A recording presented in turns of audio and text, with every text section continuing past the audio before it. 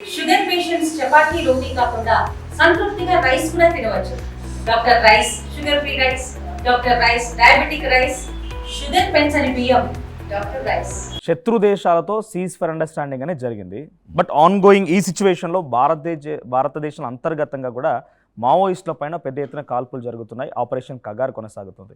So చాలామంది వారికి మద్దతు తెలిపేవారు కానివ్వండి, లేకుంటే సానుభూతి పరులు కానివ్వండి అక్కడ అడుగుతున్నారు. శత్రు దేశంతో సీజ్ ఫర్ అండర్స్టాండింగ్ జరిగింది, కానీ మన భారతదేశంలో ఉన్నటువంటి మన భారతీయ పౌరులు, మన భారతీయ యువకులతో ఎందుకు సీజ్ ఫర్ అండర్స్టాండింగ్కి రావడం లేదు?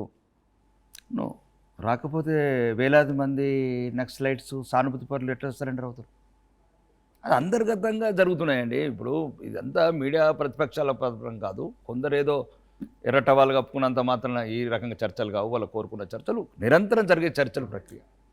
కాబట్టి మేము ఇది క్లియర్గా చెప్తున్నాం, నక్సలైట్లు ఎవరో కాదు, మా సోదరులు భారతీయులు. వాళ్ళతో నేను బహిరంగంగా చెప్తున్నా. ఇంతకుముందు కూడా వేరే ఛానల్లో చెప్పాను. దయచేసి మీ అవసరం అడవిలలో లేదు. ఇప్పుడు మీ అవసరం ఇప్పుడు సమాజంలో ఉంది. ఇక్కడ అడుగడుగున అవినీతి, అడుగడుగున ఇప్పుడు ఎట్లాంటి ఇప్పుడు సుమారు 1,00,000 కోట్ల అవినీతి మొన్న మధ్యనే జరిగింది. ఇప్పుడు తెలంగాణలో కూడా పెద్ద ఇంకా ఎప్పుడు బయటపడుతుందో.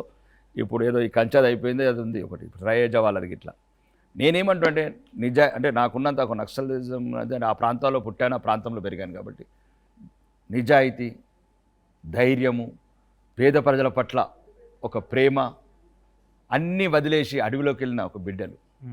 ఏ స్వార్థం కోరుకోలేదు, పేరు కోరుకోరు, ఊరు కోరు. ఓకే, ఆశయం మంచిది, ఆచరణ ఒకటే అది నాకు సరిపడదు. ఇప్పుడున్న ప్రపంచం, ఇప్పుడున్న ఆధునిక భారతంలో, ఆధునిక ప్రపంచం అంతా పరుగులెట్టే టైంలో మీరు అడవులకి వెళ్ళి అసలు బాయొద్దని. మీ తెలివి, మీ ధైర్యం, మీ నిజాయితీ ఇప్పుడు ఇక్కడ అడవిలో అంతరించిపోయే బదులు సమాజంలో అవసరం ఉంది. లక్షలాది కోట్ల అవినీతి. ఇప్పుడు ముఖ్యమంత్రి గారు అన్నట్లు ఎవరో కట్టాల్సిన ప్రాజెక్టు, కాళేశ్వరం ప్రాజెక్టు కడితే 1,00,000 కోట్ల ప్రాజెక్టు మునిగిపోయిందంటే ఇప్పుడు ఎవరింటారండి? ఏమంటారు, కమిషన్లు వేస్తే ఎవరైనా? ఆ నిజాయితీ పరులు ఎవరైనా అడవులు ఉన్న వాళ్ళు ఇక్కడికి వచ్చి సమాజంలో ఉంటే అందరు సెటిలైట్ అవుతారు. కానీ సీజ్ ఫైర్ వాళ్ళు సిద్ధంగా ఉన్నారు కదా. మీ కేంద్ర ప్రభుత్వం కానీ చాలా మందితో ప్రయత్నాలు జరుగుతున్నాయి. శత్రుదేశంతో సీజ్ ఫైర్ అండర్స్టాండింగ్ ఉన్నటువంటి కేంద్ర ప్రభుత్వం, బీజేపీ మోడీ సర్కార్ మన దేశం అటువంటి మావోయిస్టులతో సీజ్ ఫైర్ ఎందుకు సిద్ధంగా లేరు అనేది ఒక క్వశ్చన్. సీజ్ ఫైర్ అనేది అది యుద్ధం అండి. ఇది అంతర్గత యుద్ధం. ఇప్పుడు ఫర్ ఎగ్జాంపుల్ ఛత్తీస్గఢ్ ముఖ్యమంత్రి దగ్గరికి వెళ్ళారు వేలాది మంది బాధితులు. దయచేసి మా అన్నలను చంపారు, మా తమ్ముళ్ళని చంపారు, మేము బాధితులమని వేలాది మంది మీరు ఆల్రెడీ సీజ్ ఫైర్ చేయకండి, ఇది ఎక్కడో ఒక చోట మీరు కంప్లీట్ చేయండి, ఆర్ శాంతి ఆర్ క్రాంతి. బాధితులు అంటే నువ్వు కావచ్చు, నేను కావచ్చు, ఎవరైతే వాళ్ళ ఉద్యమాల వల్ల, వాళ్ళ అనాలోచిత చర్యల వల్ల ఏదైతే ప్రాణాలు కోల్పోయారో, అన్నీ కోల్పోయారో వాళ్ళు వెళ్ళి ప్రభుత్వం చెప్తున్నారు ఏదైనా ఒకటి క్లోజ్ చేయండి, పర్మనెంట్ శాంతి అనే చేయండి, పర్మనెంట్ క్రాంతి అనే చేయండి. ప్రజల కోరిక మేరకు అంతర్గతంగా చర్చలు జరుగుతున్నాయి. ఇంటలెక్చువల్స్ అంతా మీటింగ్ చేస్తున్నారు. మంచి మంచి ఐఏఎస్ ఆఫీసర్స్, ఐపీఎస్ ఆఫీసర్స్ వాళ్ళతో చేస్తున్నారు. ఎవ్రీడే వందలాది మంది సరెండర్ అవుతున్నారు.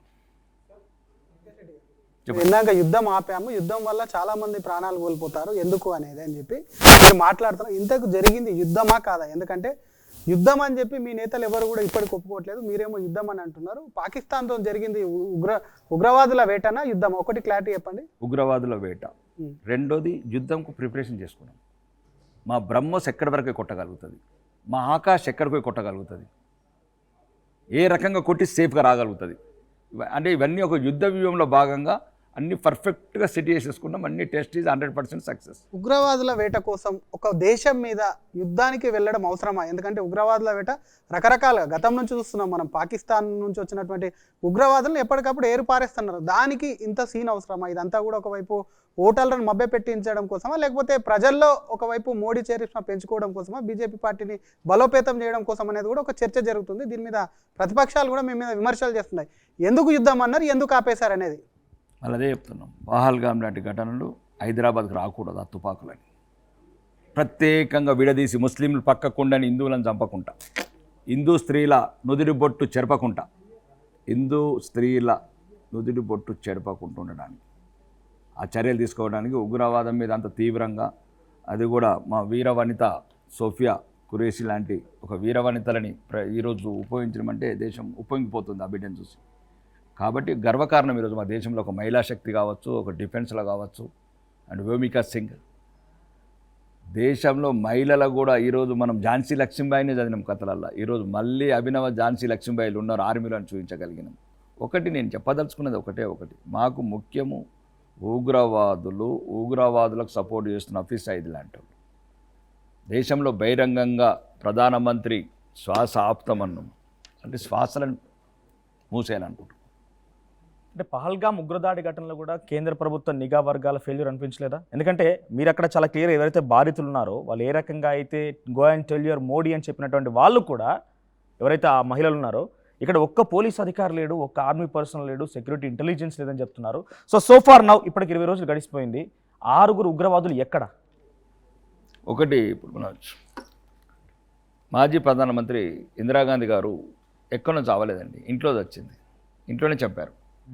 మన తుపాకులు, మన సెక్యూరిటీ గార్డ్స్, మన ప్రధానమంత్రి గారు ఇంట్లోనే చంపారు.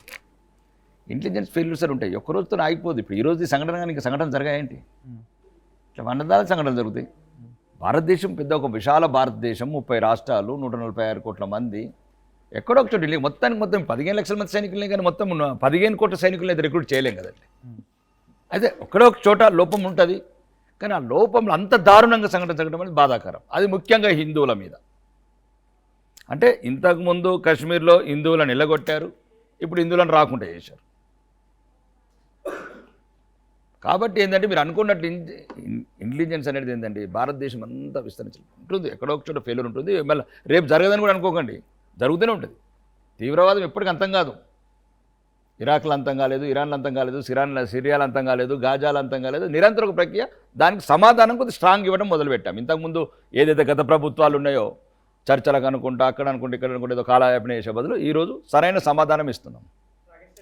గతంలో మీ పార్టీ అగ్రనేతలు చాలాసార్లు చెప్పారు, ఎలక్షన్ టైంలో చెప్పారు, పిఓకేని స్వాధీనం చేసుకోవడం మాత్రమే మిగిలిందని. మనం మీకు దాదాపు అవకాశం వచ్చింది, దాదాపు పాకిస్తాన్ మీద మనం ఆధిపత్యం చూపించాం. ఆ టైంలో మీరు కొద్దిగా లూజుగా సీజ్ ఫైర్కి వెళ్ళడంతో అది ఛాన్స్ మిస్ అయిందన్న ఆవేదన చాలామంది భారతీయులు ఉంది. ఏమంటారు మీరు? ఇప్పుడు ఆవేదన మళ్ళదే చెప్తున్నానండి, ఆవేదన కంటిన్యూ సినిమా చూడలేవు నువ్వు. మీరు ఏమైందంటే సినిమాలు చూసి అలవాటు అయిపోయినట్లేదు. కొంత విషయంలో మీ వైఖరణ మారిందా, అలానే ఉందా? ఒకటి అది మళ్ళీ మీరు ఇప్పటికి చూడండి, మళ్ళీ క్లియర్గా చెప్తున్నాం మేడం. మా విదేశాంగ మంత్రి జయశంకర్ గారు చెప్పినట్టు ఈ రోజు కూడా మా ఇండియా మ్యాప్లో ఉంది, మ్యాప్లో ఉంటాం కదా. దాని గురించి నిరంతరం పార్లమెంటు తీర్మానం చేసినాం. దానికి సరైన సమయము, సరైన ప్రపంచ అనుకూలత కూడా రావాలి. కొన్నిసార్లు ప్రపంచ రాజనీతి వేరే ఉంటుందండి, ప్రపంచ దౌత్యం వేరే ఉంటుంది. కౌగులించినట్లే కౌగులించి కడుపులో కత్తులు పెడతారు ప్రపంచంలో. ఎందుకంటే ఈరోజు ప్రపంచం నరేంద్ర మోడీ గారు వచ్చిన తర్వాత భారతదేశం అనేది ఒక ఐకాన్ అయిపోయింది. 146 కోట్ల మార్కెటింగ్, సెల్ఫ్ ఆత్మనిర్భర్. ఇప్పుడు చూడండి మీరు, బ్రహ్మోస్, ఆకాష్ మనం చేసినాయి. అంటే నేను అనేది ఏంటంటే కొన్ని అనుకూలతలు, ప్రపంచ అనుకూలతకి రావాలి కొద్దిగా. ఇండియా పాకిస్తాన్ ఉద్రిక్తతలపై లేటెస్ట్ అప్డేట్స్ కోసం డౌన్లోడ్ చేసుకోండి RTV లైవ్ యాప్.